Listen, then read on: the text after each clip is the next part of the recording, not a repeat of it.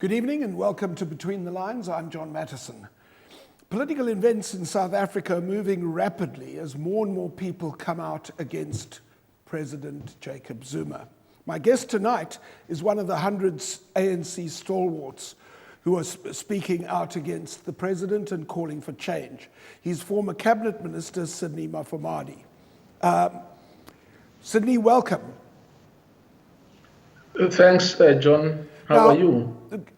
Sydney, you came out of the trade union movement, you were in COSATU, you climbed into the leadership, and you were at the same time working underground in the ANC. You became a cabinet minister under President Thabo Mbeki, and you left the cabinet with President Mbeki. Since then, I understand you've done a doctorate at the London School of Oriental and African Studies. Yes. Congratulations, that's an achievement. No, thank you very much, John. Now, moving straight into this intervention that's being made by you and your colleagues, the ANC stalwarts, people like Dennis Goldberg, all sorts of people from Robben Island, from Exile, Pallo Jordan, many others. Are you not too late to save the ANC? Well, to start with, I think it's important to say that many of us had been speaking out individually. Yes. And also trying in different ways to influence the current leadership of the ANC. Yes. To initiate a process of introspection with a view to change the trajectory in which the ANC has set itself, which is a trajectory that can only lead South Africa to unfortunate destinations.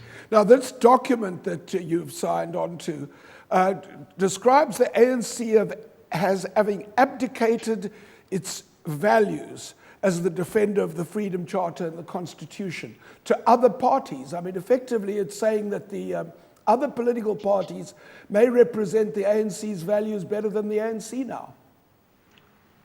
Yes, but even before we talk about other parties, the fact of the matter is that the people of South Africa have given the ANC a mandate to govern this country because of the good role that it played in bringing South Africa to 1994. In other words, it led the people of South Africa to freedom. Yes. And it promised the people of South Africa a better future. Yes. Now, on current performance, it is clear that the ANC has dishonored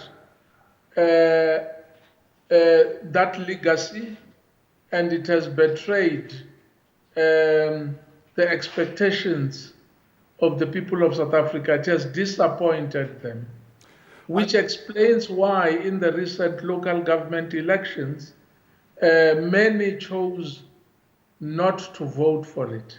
Yeah, I see in your letter to the president, the letter lists a real catalogue of bad activity, corruption, and Nkandla maligning the public protector, breaching the constitution, colluding with the firing of Nhlanhla Nene as finance minister, the hawk's pursuit of Pravin Gordhan. That's quite a catalogue. Are you speaking out now because the ANC did so badly in the election? No, you will recall that as I say, we spoke out at different times as individuals. Yes. I mean, Mavuso Msimang, myself, Yes. Trevor Manuel, Yes. Ahmed Kathrada even wrote an open letter to the president. That's Dennis true. Goldberg has been speaking out. But we decided to organize ourselves into a platform so that we can bring our collective wisdom to bear on the situation. And you will understand that many of these people we are talking about are people who selflessly mortgaged their own lives to the cause of freedom in this country. Some have been to exile, others went to jail. They endured all manner of repression that was meted out against them. Consequently, they are regarded by the masses of our people, even though they are not serving on the National Executive Committee of the ANC or in cabinet, as part of our country's national leadership. Right. So they get pressurized by the masses of the people who say, but why are you quiet when it is so clear that some of the people in the current leadership of the ANC have got only one approach, their role with only one compass, Yes. which is the compass towards self-advancement to the detriment of the nation. So we are actually being responsive to the wishes of our people when we make this kind of intervention. I understand. Now, before we go into the substance of what you're looking for, I want to just ask you, you're calling yourselves a Veterans League. Are you asking to be recognized as a league in the ANC like the Youth League or the Women's League? Well, we didn't call ourselves the Veterans League. You know, we agonized about what we should call ourselves. But even if we don't say it, it is a known fact that collectively these are ANC members of long standing. Yes. So even when we appear in public, some people will say these are stalwarts of the ANC, others will say these are veterans of the ANC. The wrongdoers in the ANC will say we don't know them, but possibly they don't know us, which is why they don't know the values according to which we were raised. Because some of them, most of us were in the ANC, whilst some of them were not as yet politically conscious. Yes. Now, we're going to take a break in a moment, and when we come back, I'm going to ask you about the substance of what you're asking for. I know you've referred to a consultative conference, something that was done once before in the ANC when it was losing its way in exile, and that was the Morogoro conference. But we have to take a break, and we'll be right back with Sydney Mufamadi.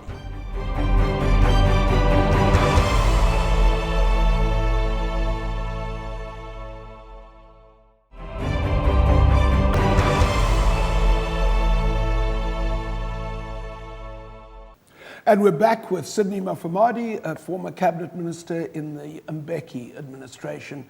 Dr. Mufamadi, as you now are, what is it that you're asking for? You want a consultative conference like the one that was held at Morogoro during the exile period when the ANC seemed to be losing its way? Yes, the starting point is that the process of introspection must involve everyone, including people who may not go to such a consultative conference as delegates, which then means that the process of introspection must take place in the branches, at zonal level, in the regions, as well as at provincial level. We have pledged ourselves to participate in those processes, whilst at the same time, we will be interacting from our platform with other non-ANC formations, because we are worried that the ANC has behaved itself in such a way that it has made it difficult to constructively engage with the rest of South African society. We want to ensure that as we interact with these other formations, we can feed what they tell us into the ANC consultation processes. What other formations are you talking about? Are you talking about alliance partners or people completely unrelated to the ANC? We are talking about alliance partners. We are also talking about people, for instance, who have organized themselves into groups such as the Save South Africa group. But we are also talking about any other formation, church leaders, for instance. But I'm saying any other formation that may have views to share about the remedial actions that are required, not only for the sake of the ANC, but for the sake of the country. Does that include opposition parties? Certainly, we will want to hear them out if they are willing to interact with us. Yes. Because as we say, in the first place, our commitment is to fix the ANC, but not fixing the ANC for its own sake. Does that mean you're willing to talk to other political parties besides the ANC? Yes, we are willing to talk to anybody who has got some wisdom to share, because we believe that, just as many of our people have said, if we were to put this country back on the trajectory of positive change, having a healthier ANC is an important element of that equation. Now, it appears that you've been trying to get meetings with President Zuma and maybe even with the top six. Have you been stonewalled? Yes, we wrote to the Secretary General, yes, and the President, requesting a meeting with the top six. And we did not get a positive response. Did they refuse to meet you? We have not given them up because... Did they refuse to meet you? Did. They refused to meet you? They did. Wow. Yes. They said we must raise our issues through the structures of the organization, as if they are adequate to deal with the extraordinary situation that the ANC and the country face today. But as I say, we have not given them up. We are still interested in meeting them.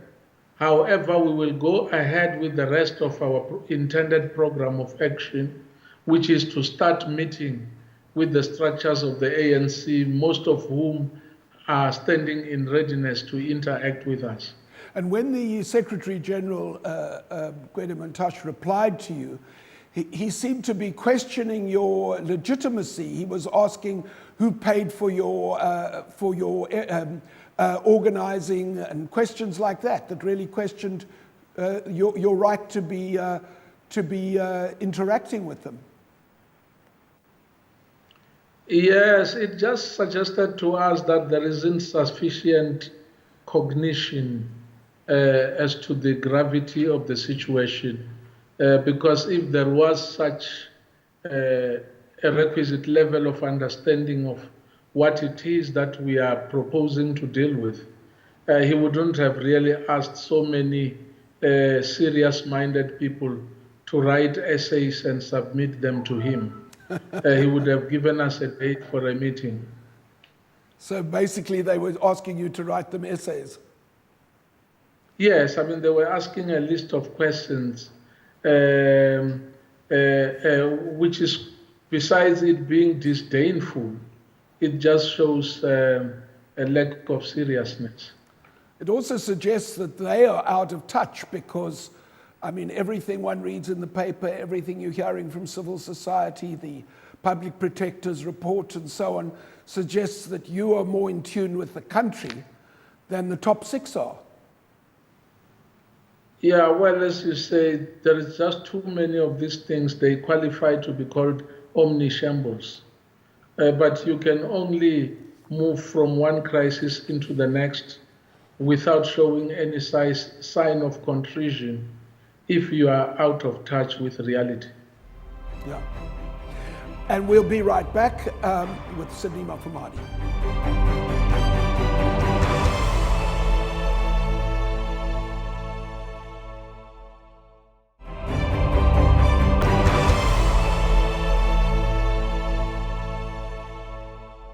And we're back with Dr. Sydney Mufamadi, former cabinet minister, and one of the 100-odd ANC stalwarts calling for a change.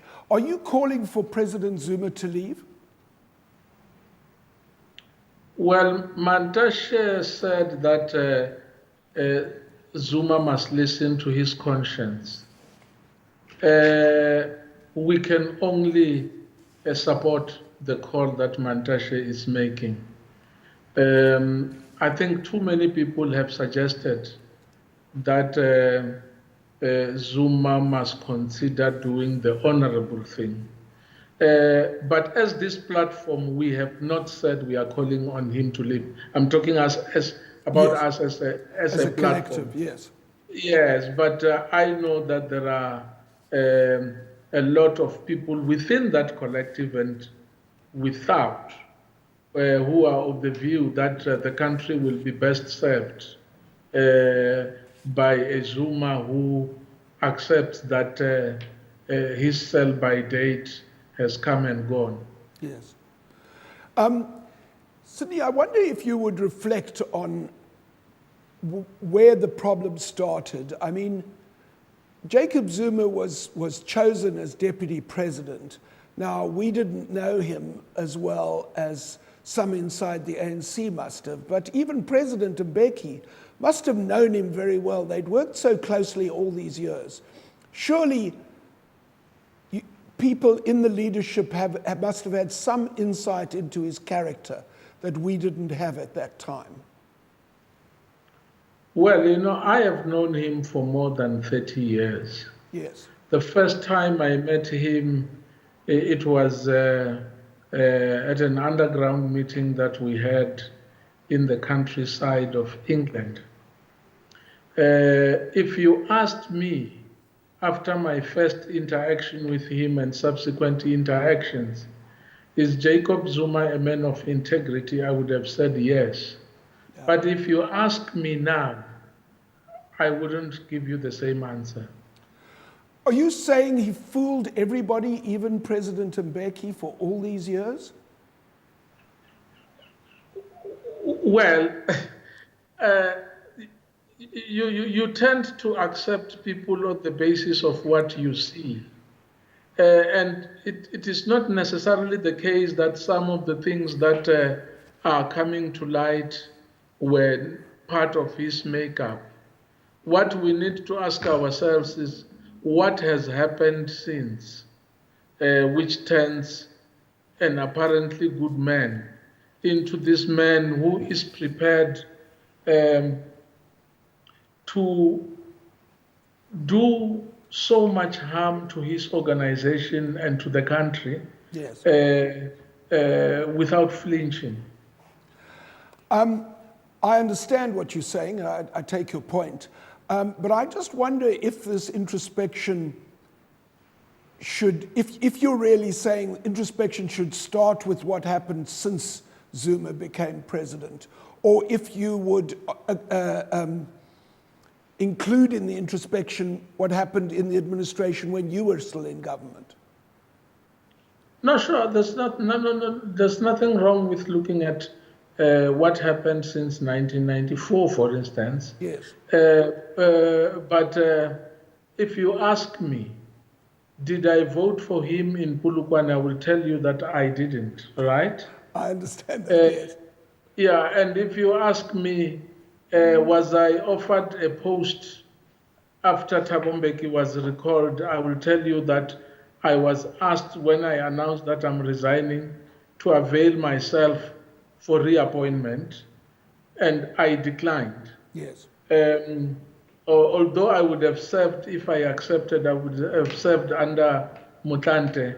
I just felt that I could not serve under the long shadow of Jacob Zuma. Did you already have an insight into his character, or was it just a faction battle and you were aligned with President Mbeki and other people? You will recall that there were issues at the time. Individuals do face allegations, which is what he was facing at the time, right? Yes. But what I didn't like in his behavior was him going out of his way to mobilize the organization to take up his cudgels. Yes. At the expense of factionalizing the organization. Right. And I think the organization has not recovered. And there's also been an ethnic component to that, hasn't there? Yeah, well, I first learned that some people are Zulus before they are South Africans. Yeah. At that point. Which goes against the whole history of the ANC. I realized that there is a clash of outlook here.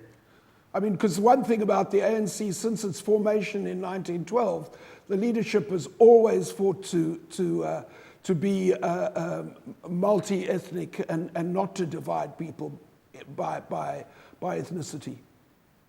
You will then understand why the stalwarts are saying the ANC is showing a commitment to deviating from the values according to which the rest of us were raised. Yes. You can see that the non-racial unity, the non-racial unity that the ANC had built over the years, it's not holding as much as it should. Yes. In large measure because there are all these tendencies, backward tendencies, that are being privileged by some in the current leadership. My final question before we run out of time is, I mean, a lot of you are from the Mbeki era, some are not. Is this an attempt to reconstitute the Mbeki people and to not face up to some of the mistakes that were made in the Mbeki era? Well, you know, as you say, some of us were in the Mbeki administration. You will also recall that some of us were in the Mandela administration. Right.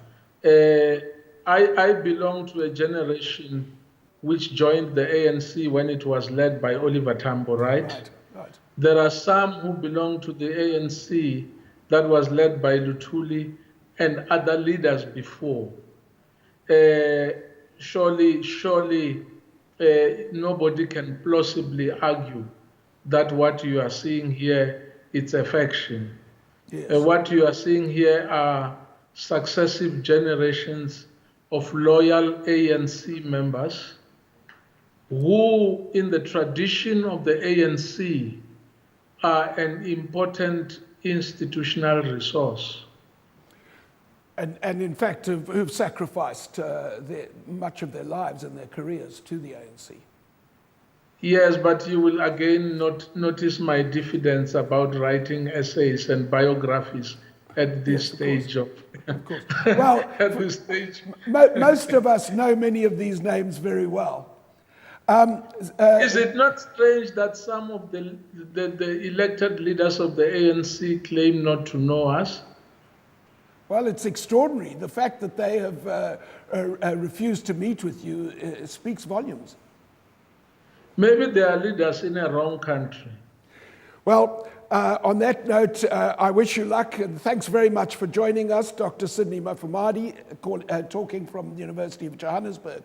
Before we end the show, I want to recommend a book. It's called When Zuma Goes by Ralph Mateka. Now, many of you will have recalled that there was a book called When Smuts Goes, about what would happen after Smuts in 1948. This is a book in the same spirit, but not necessarily with the same depth. What it does do is say that, analyze the ANC, and look at, and the author is not convinced that the ANC can fix it. After Zuma, he says it will not recover easily. There may not be a quick solution, but obviously our guest is hoping to do something about that. A lot for us to think about. Thanks for watching. Good night and happy reading.